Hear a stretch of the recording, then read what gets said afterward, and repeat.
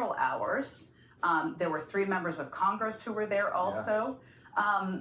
First of all, what was going through your head when you were watching that? I mean, utter outrage. I was in his position.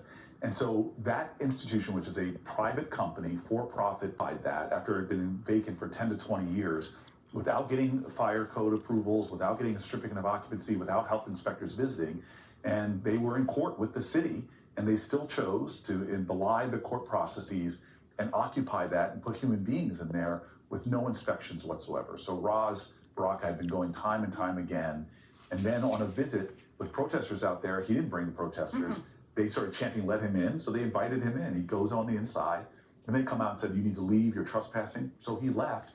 Then they come out after him on city property and arrest a sitting mayor in his own city. It's really outrageous. It's completely outrageous. And now this week, I mean, Congressman Carter, I'm just going to note, is a member from Georgia, yes, not even from New Jersey, although he's running for Senate.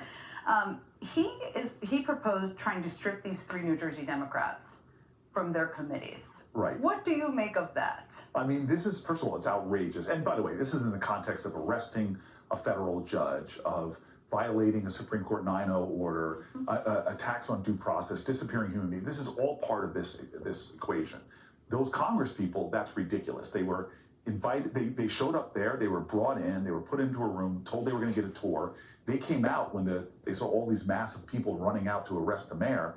Then they went back, were invited back in and given the tour. Mm-hmm. So again, this idea that somehow they bum rushed this area or did something, that's outrageous. And then number 2 is, again, this weaponizing the justice system in a way to intimidate and try to silence leaders, be they judges who they're threatening arrest of or Congress people. This is a trampling of the separation of powers.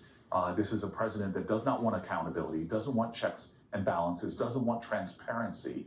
And to me, this is an erosion of our constitutional, not just norms, but our sacred ideals. And we should all be saying enough is enough. Stop the intimidation of judges, attacking judges when they rule in a way that you don't want to, with such language that you now see judges getting an uptick in threats on their lives, these pizzas that are being sent to them in the name of another federal judge's murdered son, Esther Solis's family. That's outrageous. And again, you have a Article 1 branch of government, the legislature.